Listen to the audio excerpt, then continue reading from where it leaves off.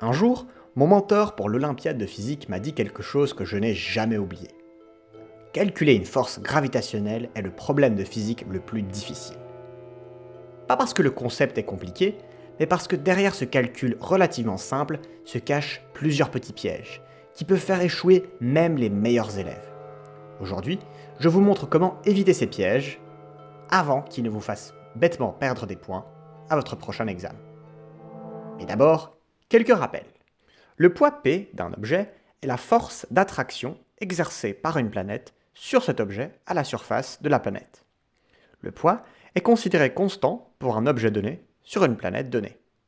Il est donné par P égale mg, P étant le poids en newton, m étant la masse de l'objet en kilogrammes et g étant l'intensité du champ gravitationnel sur cette planète. À la surface de la Terre, G est égal à 9,81 newtons par kilogramme. Mais si on était sur une autre planète, G serait différent. C'est ça la différence avec la masse. Si je vais sur une autre planète, ma masse en kilogrammes sera la même, mais mon poids en newtons sera différent. Donc j'aurai l'impression d'être plus ou moins lourd que sur Terre. Mais ok, quel est le lien avec la force gravitationnelle? Eh bien, voici la formule de la force gravitationnelle, exercée par une masse grand M sur une masse petit m. Fg est égal à gmm sur r carré. R étant la distance entre les centres de masse de nos corps, en mètres, donc dans notre cas la distance de mon centre de masse au centre de la Terre, et G est la constante de gravité d'une valeur de G égale à 6,67 fois 10 exposant moins 11 newton mètre carré kilogramme moins 2.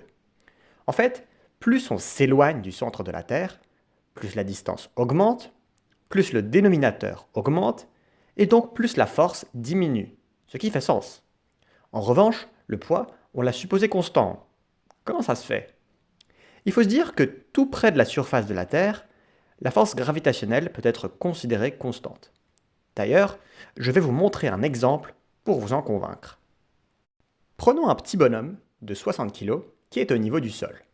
Son poids est de P égale mg égale 60 kg fois 9,81 Newton par kilogramme, ce qui est égal à 589 newtons.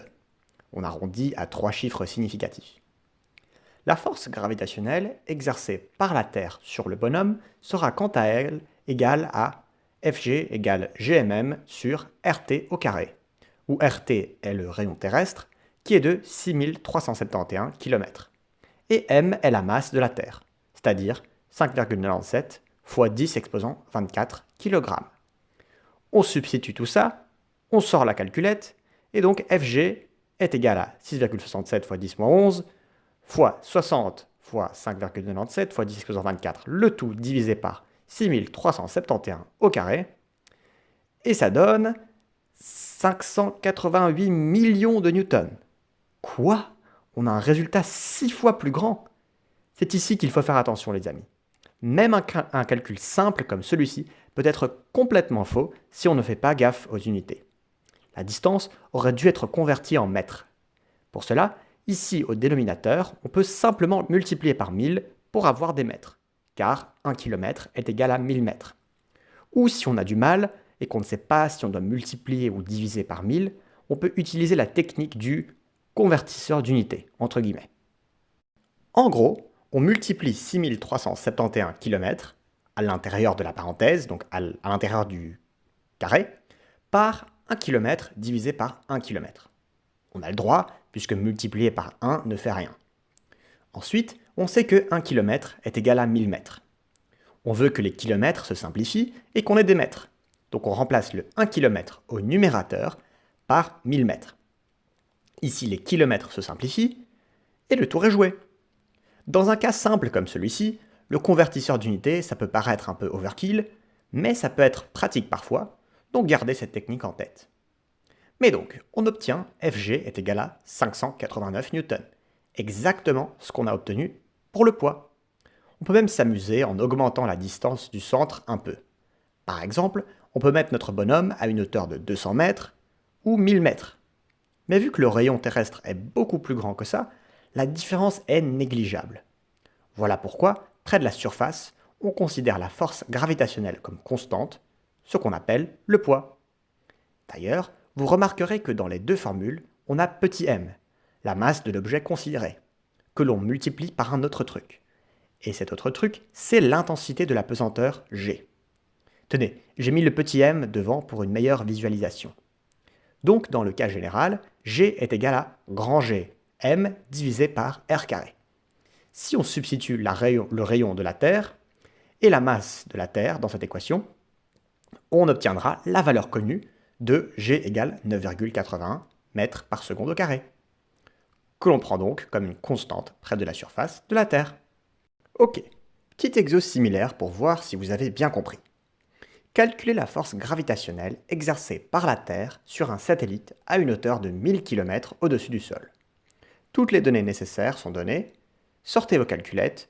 Réponse dans 5 secondes. Mettez en pause. Réponse. Donc, ici, on n'oublie pas de convertir les kilomètres en mètres. 1000 km est égal à 1 million de mètres. On calcule et... attention piège. Saurez-vous trouver l'erreur? Si vous avez trouvé les erreurs, il y en avait 2, alors bravo. Sinon, c'est pas grave, je vous explique. Déjà, premièrement, j'ai oublié d'élever la distance au carré. Ça semble peut-être bête comme erreur, mais ça arrive à énormément de gens. Que vous soyez distrait le jour de l'examen ou stressé, et que vous oubliez de l'écrire sur votre copie, ou que vous écriviez le carré, mais que vous oubliez de le taper à la calculatrice, cette erreur est très très courante, alors faites gaffe.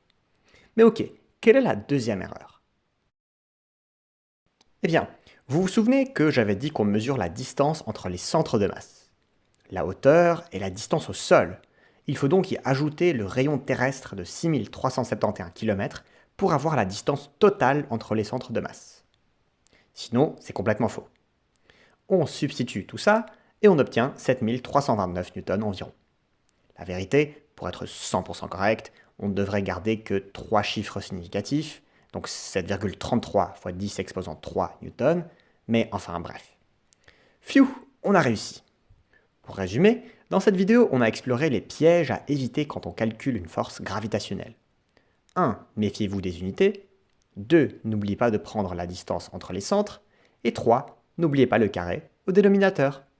Et voilà, c'est tout pour aujourd'hui. J'espère que cette vidéo vous aura été utile. Si c'est le cas, n'hésitez pas de vous abonner et de liker. Et puis, merci d'avoir regardé cette vidéo.